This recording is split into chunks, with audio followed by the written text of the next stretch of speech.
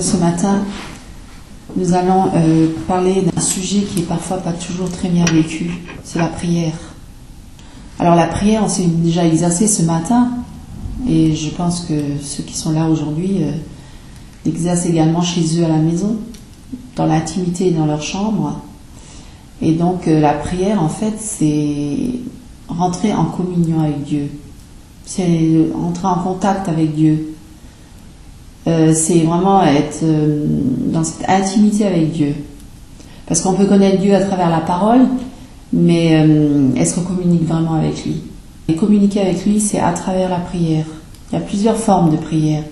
Il y a la prière d'adoration, d'intercession, la prière de supplication aussi. Parce que parfois on n'est pas bien, et alors on s'adresse à Dieu dans la supplication. Et quand il y a des moments où on est bien, on est dans une prière d'adoration. Puis les moments où on est là aussi pour intercéder pour les autres personnes. Comment est-ce qu'on s'adresse à Dieu? Et donc là, je vais vous parler ce matin de la prière et comment prier, pourquoi prier. Donc nous allons commencer, et vous allez aussi beaucoup prendre la Bible pour cela, parce que tout est écrit dans la Bible, c'est la parole de Dieu. Et c'est un mode d'emploi aussi pour nous aider à prier. Donc qu'est-ce que la Bible elle nous enseigne à ce sujet, au sujet de la prière? Parce qu'en fait, il peut y avoir aucun progrès dans une vie chrétienne sans la prière.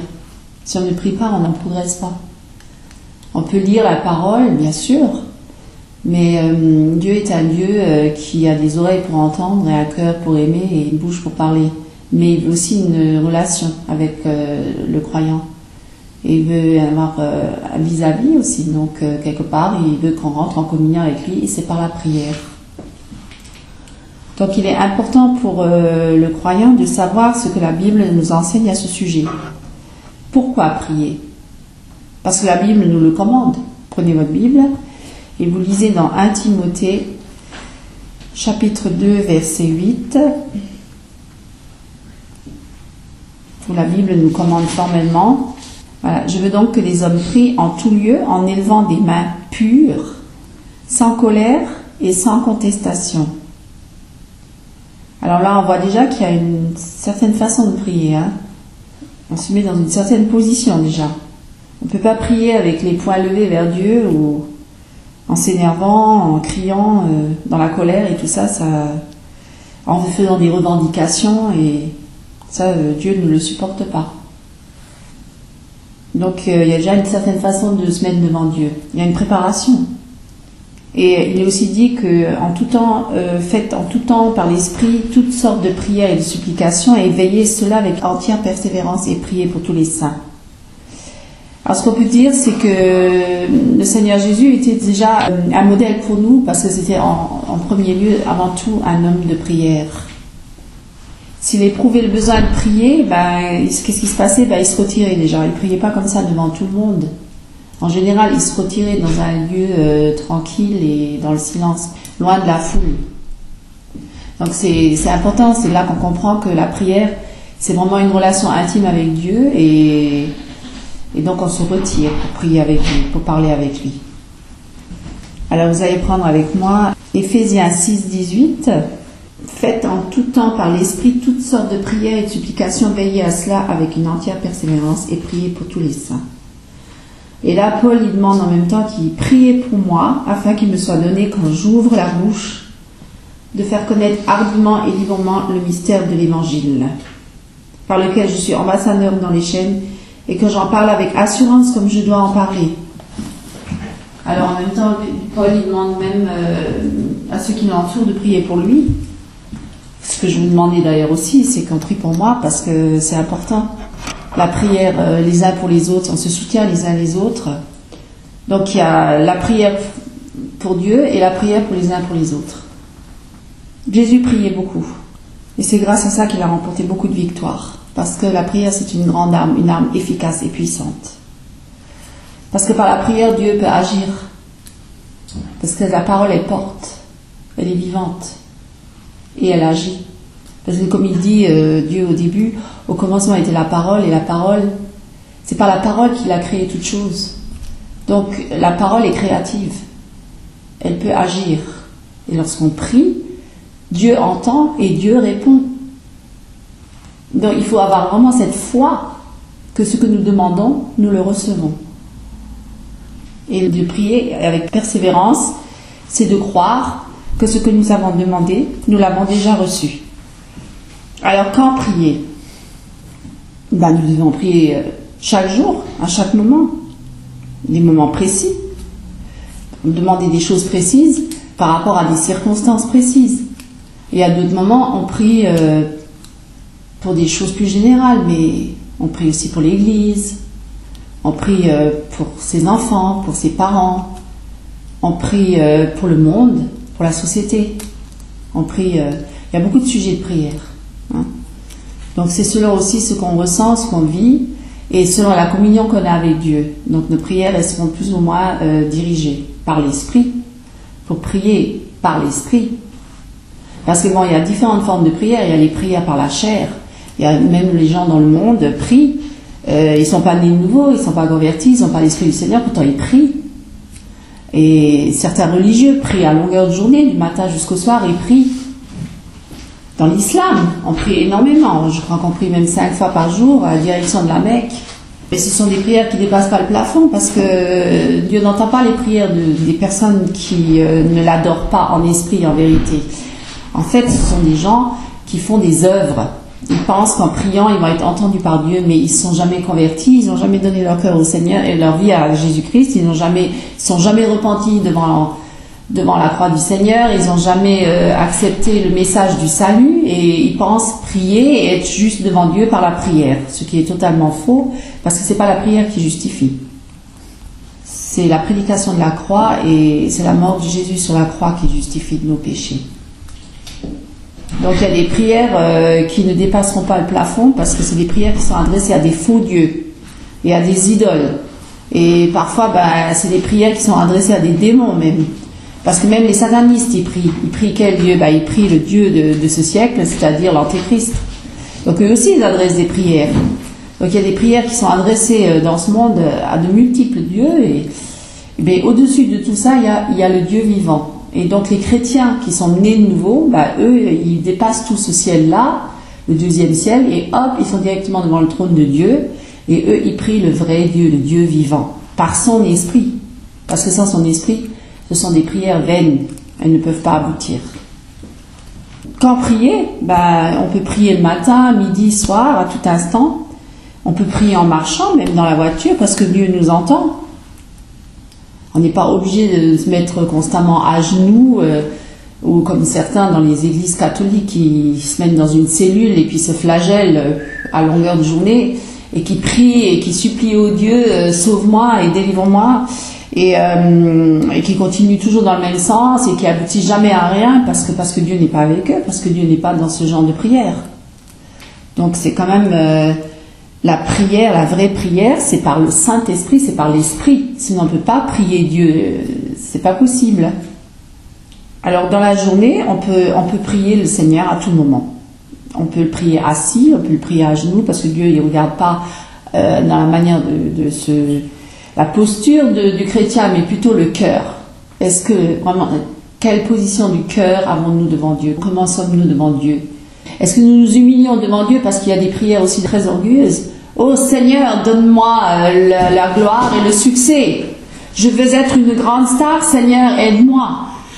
Je ne pense pas que Dieu va répondre à ce genre de prière. C'est une prière d'orgueil, c'est une prière qui est là pour amener la gloire sur l'homme, pas sur Dieu. Parce que quand Dieu il veut qu'on le prie, c'est surtout pour aussi que sa gloire se manifeste à travers nous et à travers l'Église. Mais bon, c'est vrai que quelque part, il y a quand même une certaine posture, parce que quand on s'humilie devant Dieu, on se met dans une posture un peu particulière d'humilité, parce que Dieu aime celui qui s'humilie devant lui. Il a d'ailleurs dit, celui qui s'abaisse devant lui, il l'élèvera, et celui qui s'élève, il l'abaissera. Certains hommes de Dieu, même dans la Bible, ils se mettaient à genoux, comme Daniel. Vous pouvez lire dans Daniel 6, chapitre 6, verset 10. Donc les fenêtres étaient ouvertes dans la direction de Jérusalem, et 3 fois le jour, il se mettait à genoux, il priait, donc il se mettait à genoux, il priait, et il louait son Dieu comme il le faisait auparavant. Donc là, on voit que Daniel, 3 fois par jour, même, il se mettait à genoux. Et il louait son Dieu. Et vous pouvez aussi lire dans Luc, chapitre 22, verset 41. Donc là, c'est Jésus qui prie sur la montagne des Oliviers. Il leur dit, priez afin que vous ne tombiez pas en tentation. Là, il exhorta les apôtres de prier pour ne pas entrer en tentation. Puis il s'éloigna d'eux à la distance d'environ un jet de pierre et s'étant mis à genoux, il pria, disant, Père, si tu voulais éloigner de moi cette coupe. Toutefois que ma volonté ne se fasse pas, mais la tienne. Là, on voit Jésus qui s'est retiré et s'est mis à genoux devant le Père. Il a supplié. Sans péché, sans rien, il avait aussi des moments de faiblesse. C'est grâce à la prière qu'il a été fortifié. Donc on voit que la prière, c'est très très important. Même pour Jésus, qui n'avait commis aucun péché, il était obligé de se retirer pour prier. Parce que c'est incroyable, parce qu'il aurait pu être là tout le temps comme ça, sans prier, communion parfaite avec Dieu, et maintenant il était obligé de prier pour être fortifié, parce qu'il était dans un corps d'homme. Donc il y avait une faiblesse par rapport à la chair. Parce que la chair, elle a des pensées contraires à l'esprit. Et donc il faut qu'on soit dans l'esprit pour faire mourir les œuvres de la chair, et c'est par la prière. Là on voit que même Jésus priait sans cesse. Alors une autre position pour prier, par exemple Néhémie, vous pouvez voir ça dans Néhémie chapitre 2 verset 4. Alors là on voit Néhémie et le roi qui me dit, que me demandes-tu? Je priais le Dieu des cieux. Donc il prie le Dieu des cieux. Et là il me priait debout.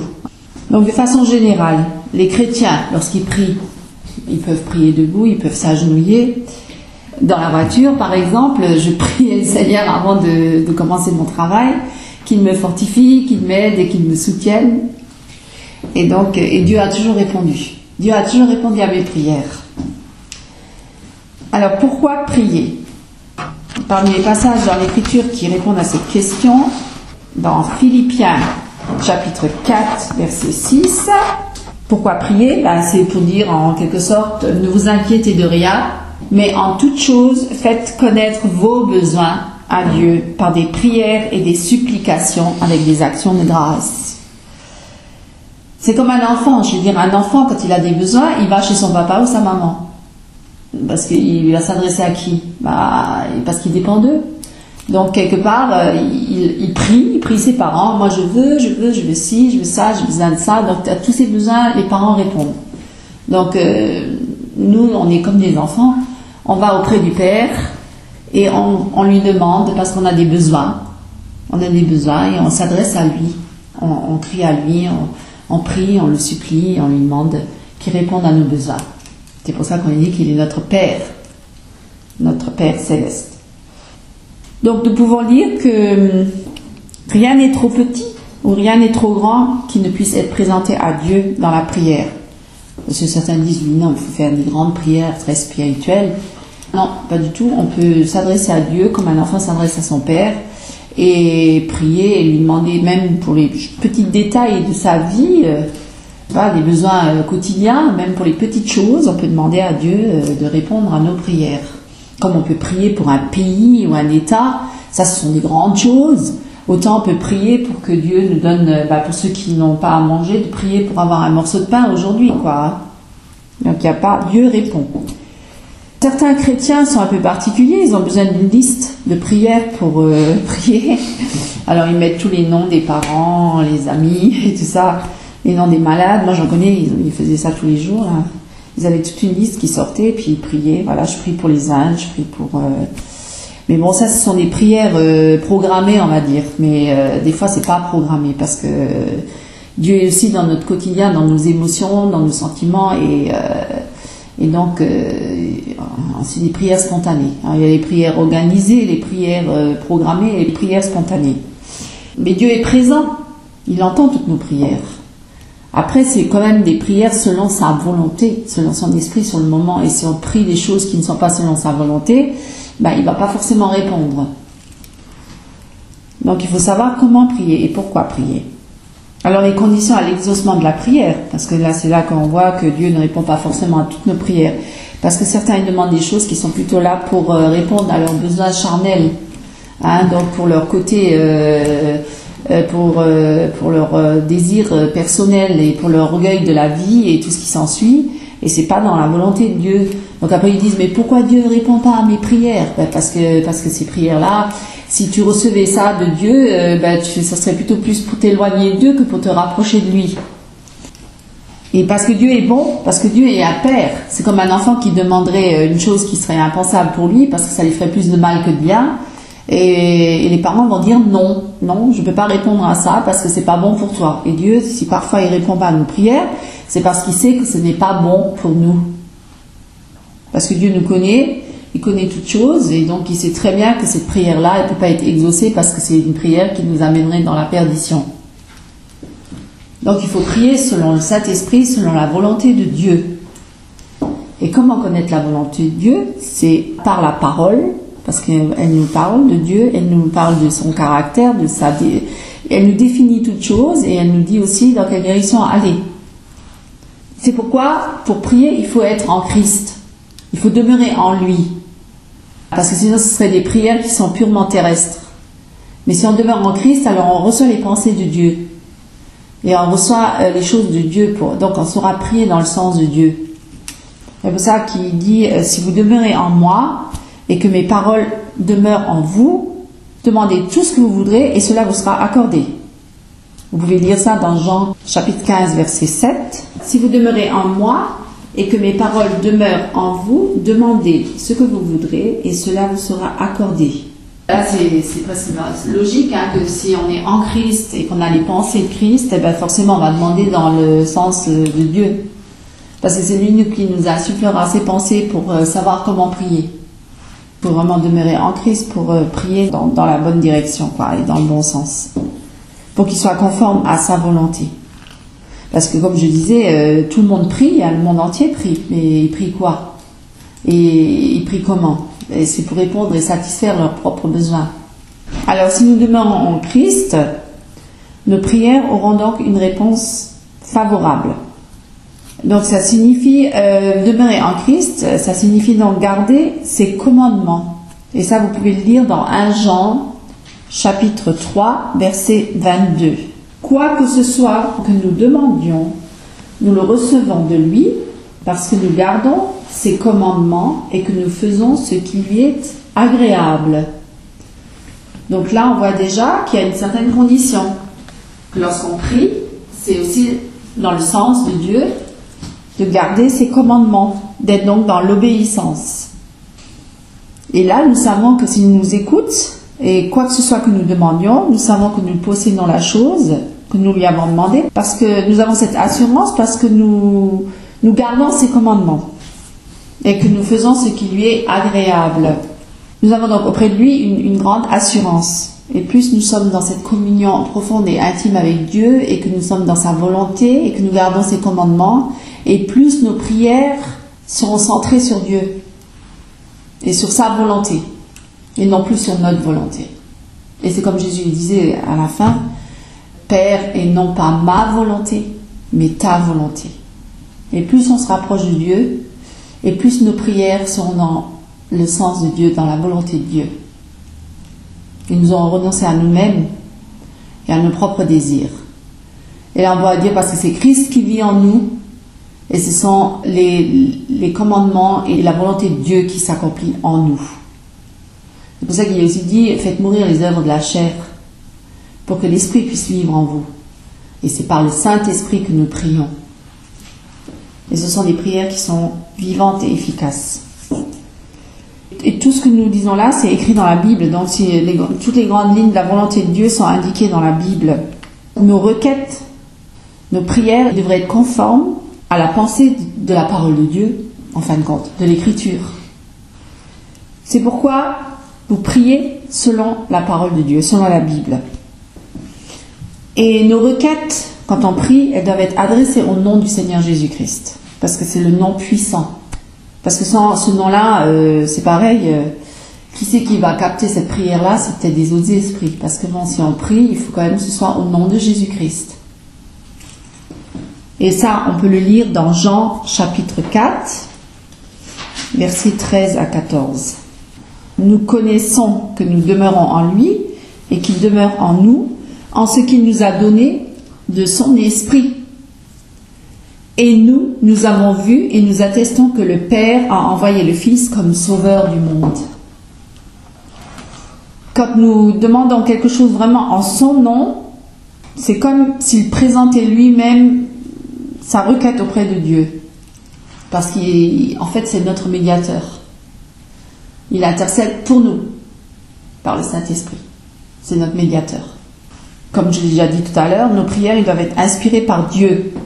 Parce que si nous prions dans un but égoïste et impur, je peux dire oui Seigneur, donne-moi cette femme-là parce que je veux cette femme-là, parce qu'elle est belle, elle a les yeux bleus, elle est blonde.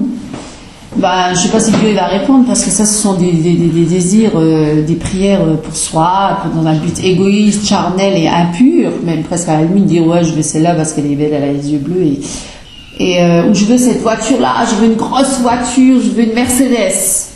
Ça, ce sont des prières qui ne sont pas inspirées par Dieu, je vais dire. Elles sont inspirées plus par la chair et par la convoitise que par l'esprit. Donc après, on s'étonne quand il dit « mais Dieu n'a pas répondu à mes prières ». Certains même disent « oh si Dieu a répondu à mes prières », je pourrais dire « c'est peut-être pas Dieu qui a répondu, c'est parce que nous, on s'est emparé de ce qu'on a désiré et convoité ». Ça, c'était les désirs, les penchants, les mauvais penchants de notre cœur qui nous a amenés à ça, et pas à la volonté de Dieu. Et si nous nous attendons à des réponses de Dieu dans ce sens-là, on peut toujours courir parce qu'on n'aura jamais une réponse. Lorsque nous nous adressons à Dieu, parce qu'il y a un certain langage dans la prière aussi, il y en a qui prient avec des coups de poing et tout ça, qui sont très violents et méchants, et qui vont peut-être des mots vulgaires, mais dans la prière, c'est pas possible. Parce que quand on rentre en communion avec Dieu, il faut aussi rentrer d'une certaine manière, c'est-à-dire dans un certain état d'esprit. Cet état d'esprit, c'est qu'il faut respecter Dieu.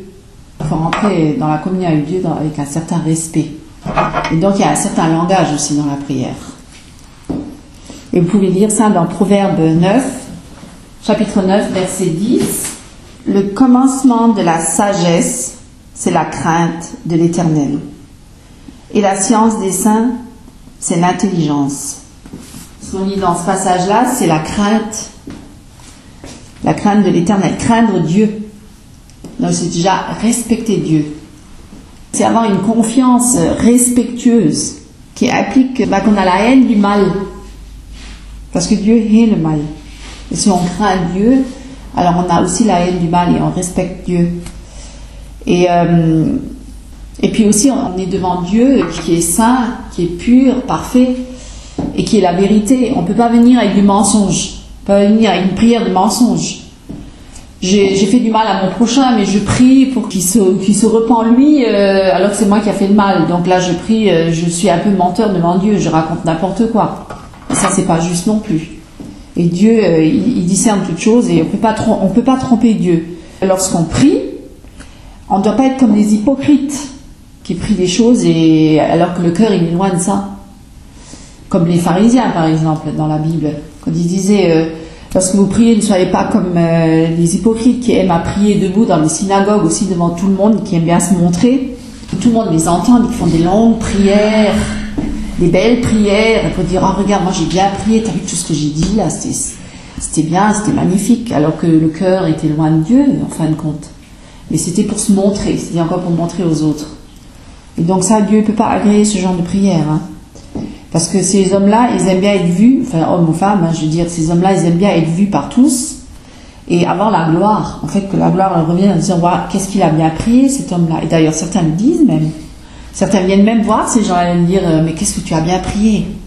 C'était magnifique, ça m'a fait beaucoup de bien peut-être, mais bon, quelque part, c'était pas le but vraiment dans le sens de prier pour Dieu, et de louer Dieu.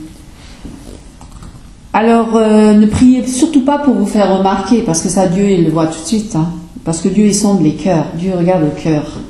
Mais c'est pourquoi il exhorte le chrétien en disant, quand tu pries, entre dans ta chambre, ferme ta porte et prie ton Père, qui est là, dans le secret.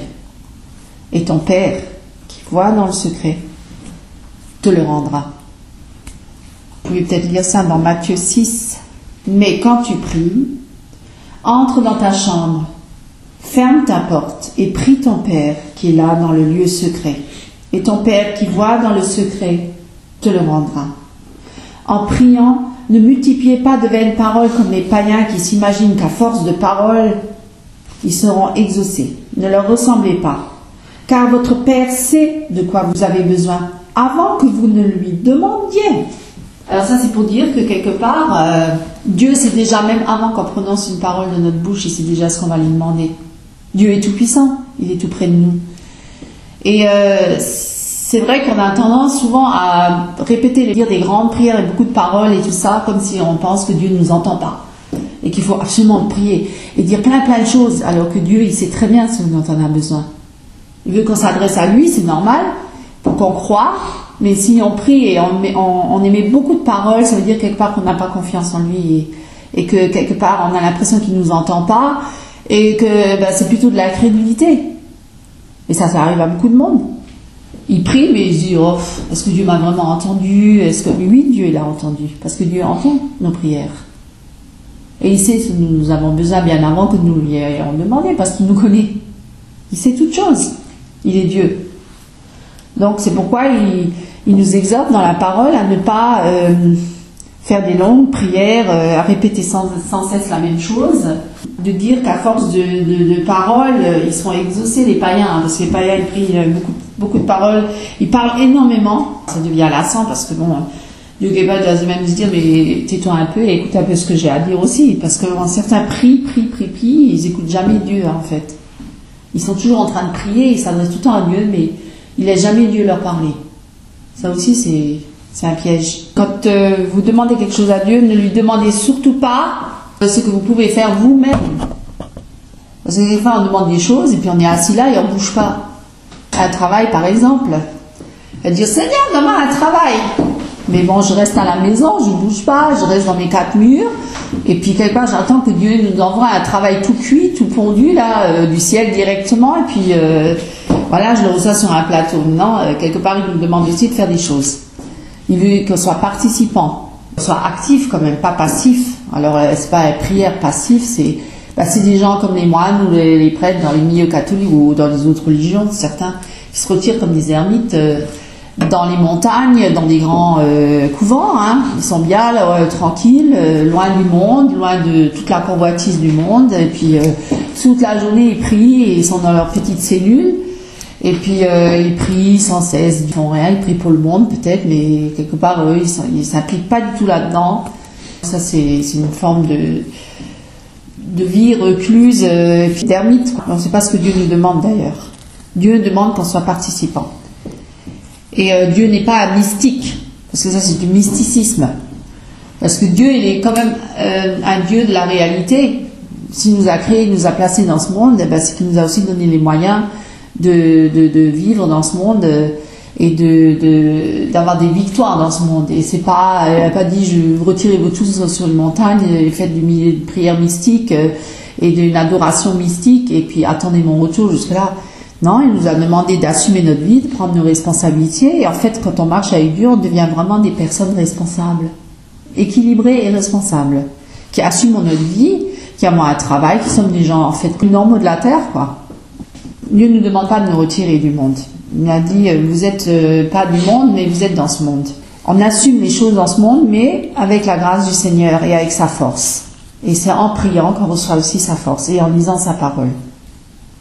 Donc on ne peut pas demander n'importe quoi à Dieu. Ce que nous pouvons faire nous-mêmes, on ne va pas le demander à Dieu de le faire à notre place. Aucun chrétien saint d'esprit n'ira sans raison se jeter volontairement au devant d'un danger. On demande à Dieu après de le ramener sain et sauf, comme par exemple je me mets au bord d'une falaise et je vais dire je vais me jeter en bas mais Dieu va me récupérer.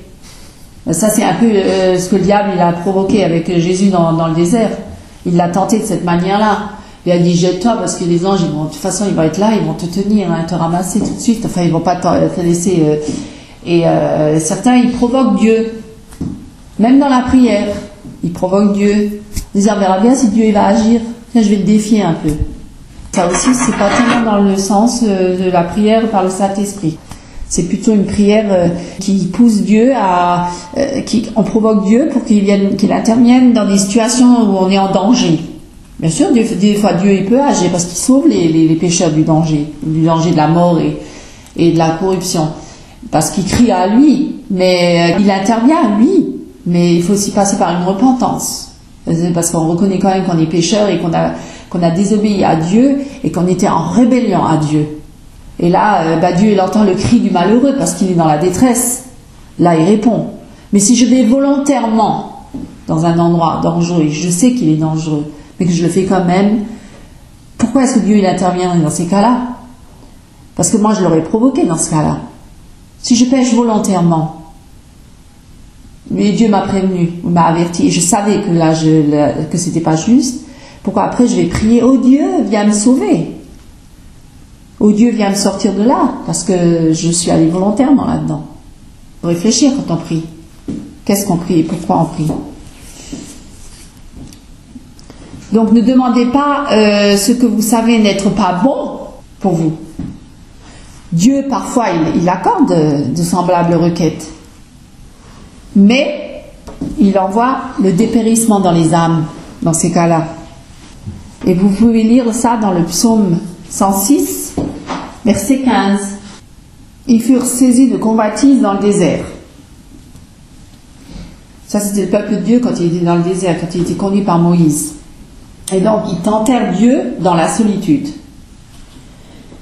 Il leur accorda ce qu'ils demandaient. Dieu leur a accordé ce qu'ils demandaient. Puis, il envoya le dépérissement dans leur corps. Ah, c'est un peu contradictoire. D'un côté, il répond à leur prière et de l'autre côté, il leur envoie le dépérissement. Donc, vous voyez que Dieu ne répond pas forcément à nos prières comme nous l'entendons. Et parfois, on insiste tellement sur des prières, certaines prières, je veux ça et tout. Dieu peut parfois l'accorder. Mais derrière, il y a le dépérissement. Parce que ce n'était pas dans sa volonté. Comme parfois les parents ou un père, quand il y a un enfant, il assiste pour faire une chose qui n'est pas bonne, mais qui veut quand même la faire.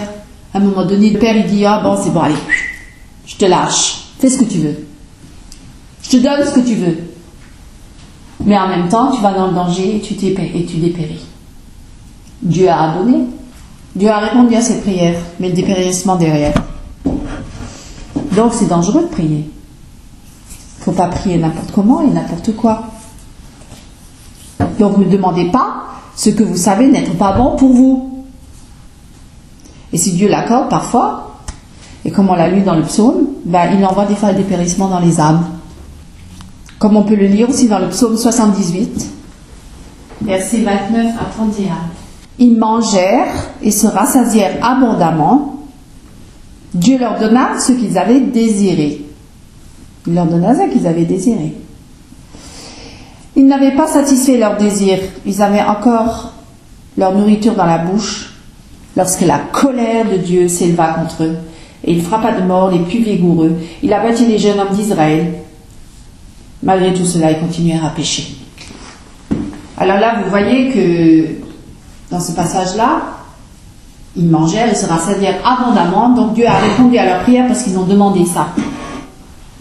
Dieu leur a donné ce qu'ils ont désiré.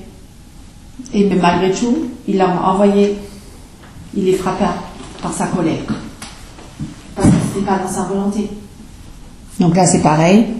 C'était encore une demande qui n'était pas selon la volonté de Dieu.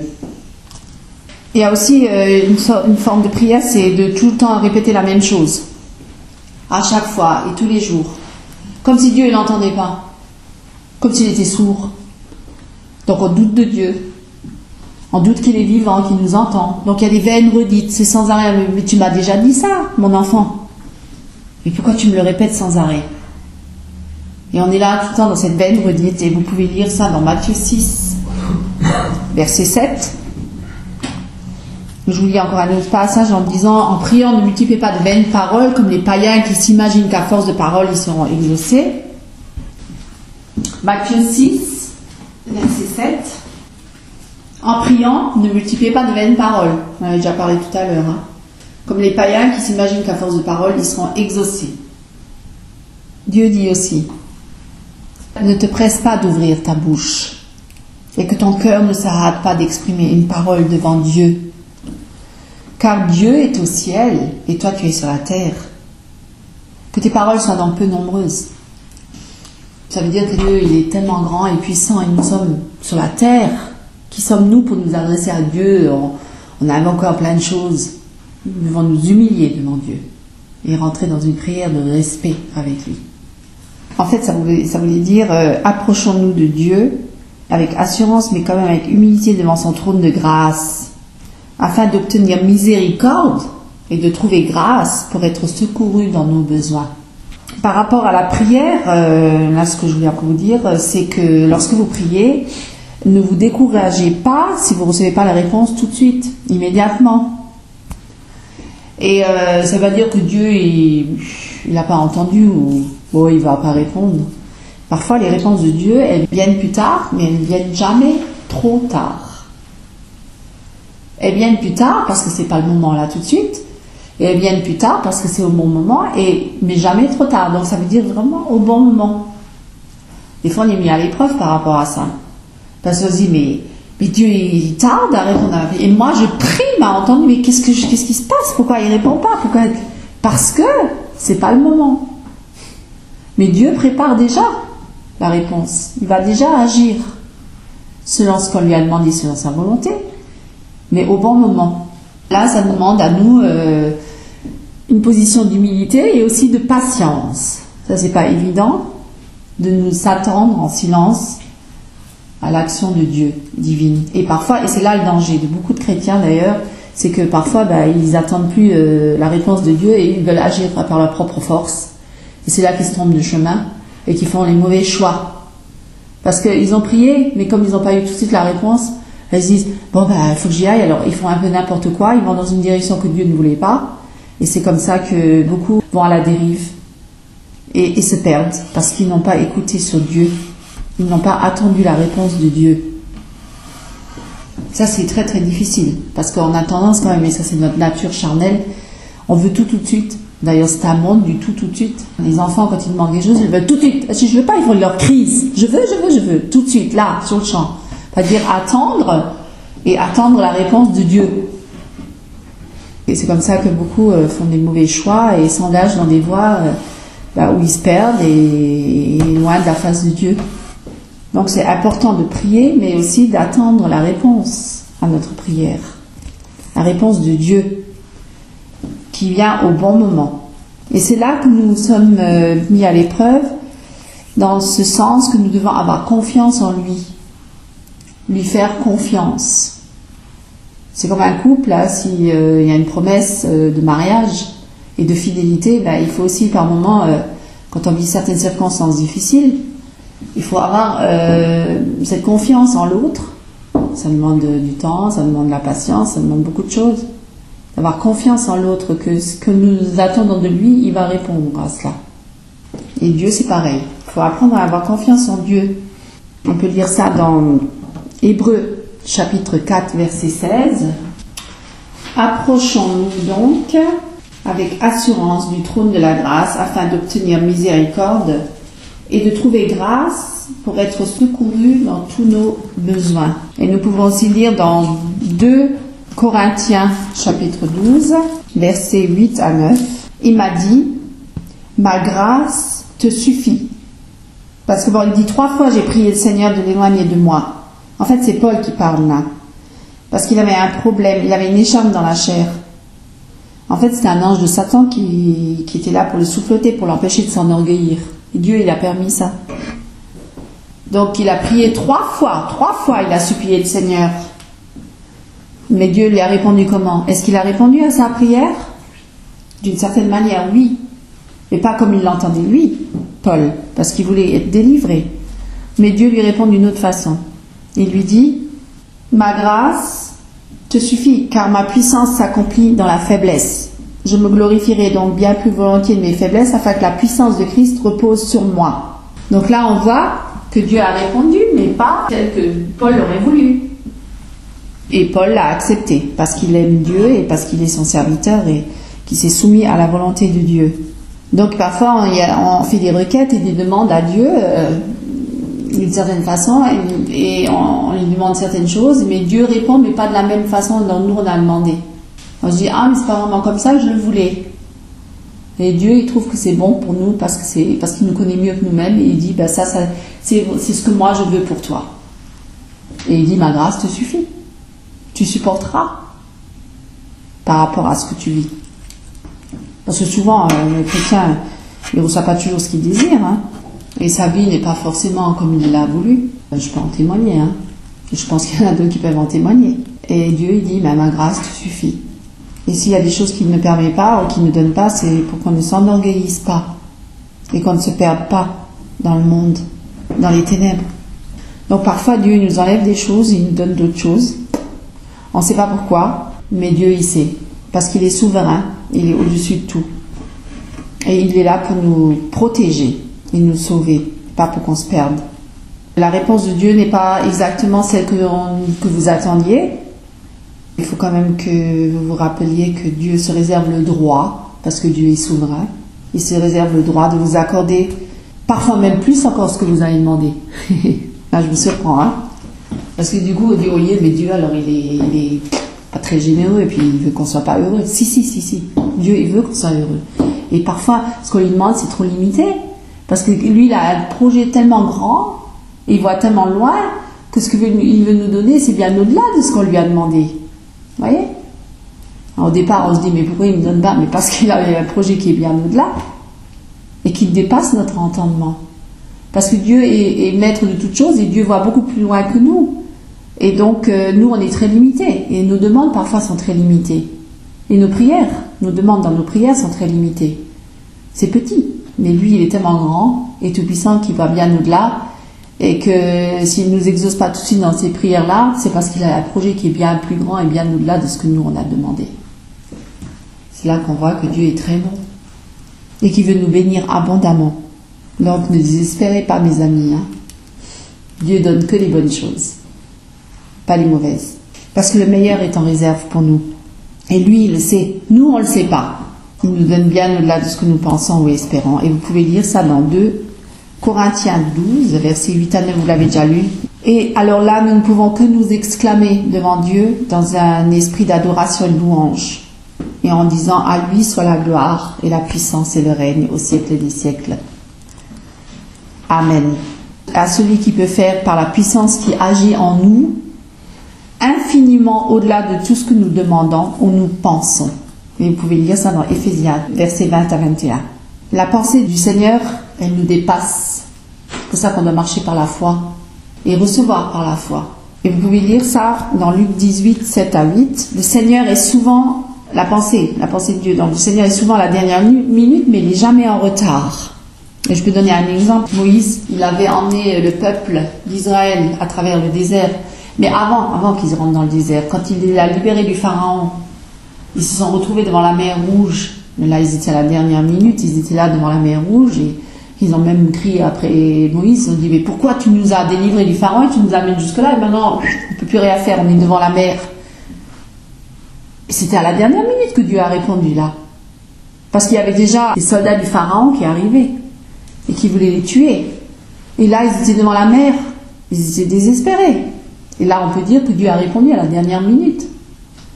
Ils étaient là, ils ne savaient plus quoi faire, ils étaient perdus. Ils ont même blasphémé sur Moïse. Hein. Ils ont dit, pourquoi tu nous as amenés jusque-là? Maintenant, on est perdus et tout. Et Moïse, il a dit quoi? Regardez maintenant la puissance de Dieu qui va agir. Et à ce moment-là, Dieu a agi. Au moment-là, il a répondu.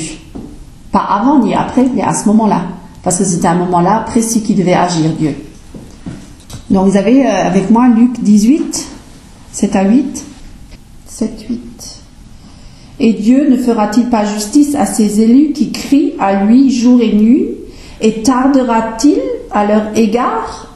Donc ça veut dire que Dieu ne tarde pas, il n'est jamais en retard, mais il agit toujours au bon moment. Là, Jésus, dans la parole aussi, nous enseigne à prier et à persévérer dans la prière et à ne point se relâcher. Il faut toujours prier. Alors comment prier? Vous pouvez lire ça dans Luc 18, de 1 à 6. Jésus leur adressera une parabole pour montrer qu'il faut toujours prier et ne point se relâcher. Il dit, il y avait dans une ville un juge qui ne craignait point Dieu et qui n'avait d'égard pour personne. Il y avait aussi dans cette ville une veuve qui venait lui dire, fais-moi justice de ma partie adverse. Pendant longtemps, il refusa. Mais ensuite, il dit en lui-même, quoique je ne craigne point Dieu et que je n'ai d'égard pour personne, néanmoins, parce que cette veuve m'importune, Je lui ferai justice afin qu'elle ne vienne pas sans cesse me rompre la tête.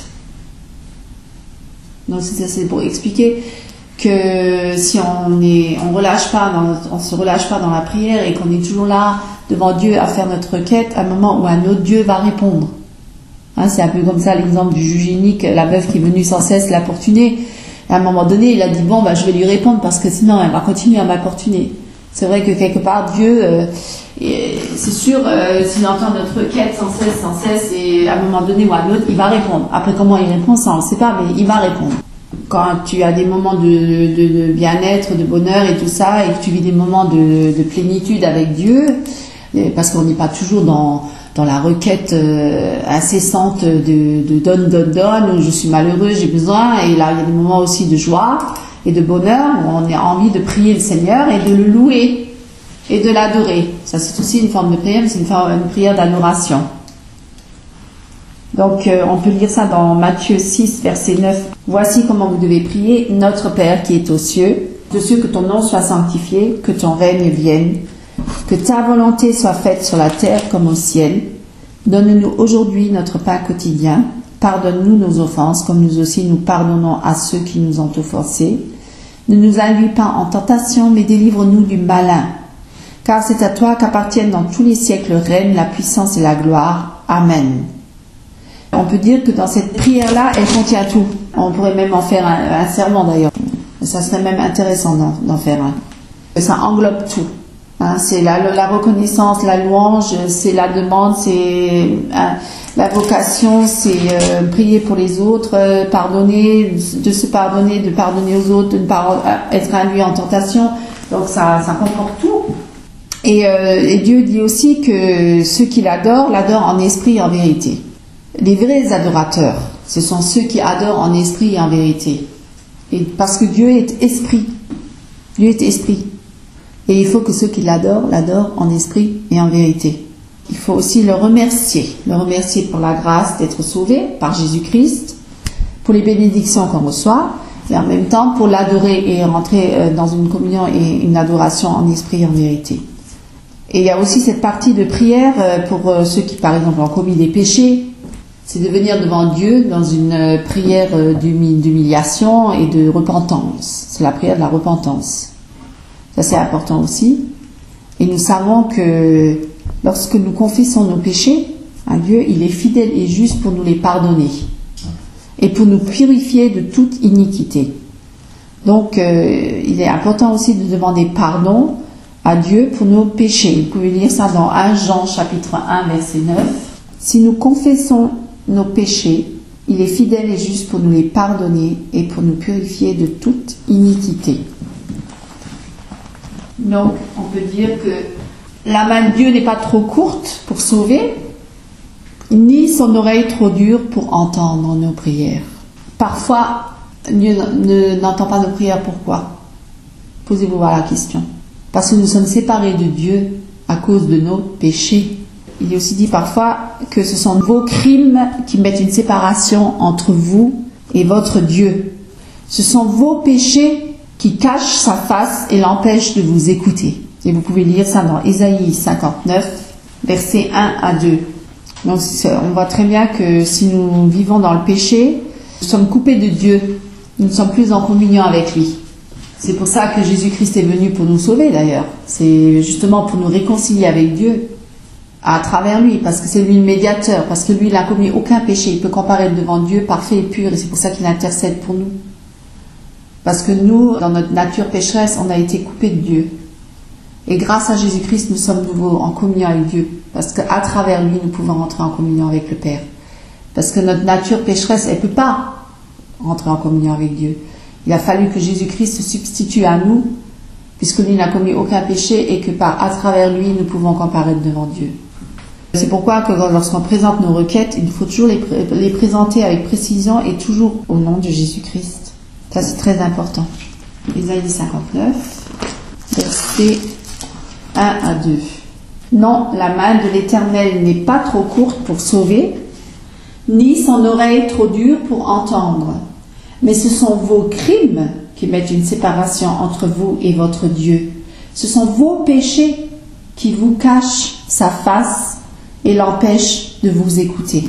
Donc on peut dire merci Seigneur, parce que grâce à Jésus-Christ, grâce à son sacrifice sur la croix, nous pouvons à nouveau entrer en communion avec Dieu, parce que lui s'est substitué pour nous. Il a donné sa vie pour nous délivrer de nos péchés, pour qu'on puisse comparaître devant Dieu pur et saint, et qu'on peut entrer dans son lieu très saint et rentrer dans cette relation intime avec Dieu à travers la prière aussi. C'est grâce à Jésus. Nous pouvons à nouveau amener nos requêtes devant Dieu, mais en son nom. Et tout ce qu'on demandera en son nom, Dieu nous l'accordera, parce qu'il a donné toutes choses à son Fils. Et c'est pour glorifier son Fils. Parce qu'il l'a dit dans la parole. Si vous demandez quelque chose en mon nom, je le ferai. Vous pouvez lire ça dans Jean 14, verset 13. Et tout ce que vous demanderez en mon nom, je le ferai, afin que le Père soit glorifié dans le Fils. Si vous demandez quelque chose en mon nom, je le ferai. Alors si vous demandez pardon pour vos péchés, Dieu il va vous pardonner. Et vous le demandez au nom du Seigneur, puisqu'il est mort sur la croix pour nos péchés. Donc nos péchés sont pardonnés. On ne revient plus dessus. Ce qui est passé, c'est terminé. Et on ne répète pas sans cesse les mêmes prières en demandant pardon toujours pour les péchés qu'on a commis et qui ont déjà été effacés depuis longtemps. On peut aussi, dans nos prières, intercéder pour les autres. Alors vous lisez ça dans Jean chapitre 5, verset 6. Jésus, l'ayant vu coucher et sachant qu'il était déjà malade depuis longtemps, lui dit « Veux-tu être guéri ?» Je pense que c'est un homme qui a dû sans doute beaucoup prier. Il a dit « Oui, bien sûr que je vais être guéri. » Je pense que cet homme-là, cette personne-là, elle a dû beaucoup prier Dieu et demander à Dieu un jour qu'il vienne nous guérir. Et Dieu a répondu à sa prière, on va dire comme ça. Faites en tout temps par l'Esprit toutes sortes de prières et veillez à cela avec une entière persévérance et priez pour tous les saints. Je veux dire aussi prier pour les uns pour les autres, priez pour les malades, priez pour l'Église, priez pour le pasteur, pour l'évangéliste, priez pour vos enfants, pour vos parents, priez sans cesse. Priez pour le peuple de Dieu, pour le peuple d'Israël aussi. Soyez à l'écoute de l'Esprit de Dieu, il dit, pour que nous sachions aussi comment prier, pourquoi et pour qui prier, pourquoi prier. Et louer Dieu sans cesse aussi. Je ne peux que vous exhorter à continuer à prier. Et pour ceux qui n'ont pas encore prié, qu'ils apprennent à prier aujourd'hui. Parce que Dieu est un Dieu vivant et qu'il entend toutes nos prières.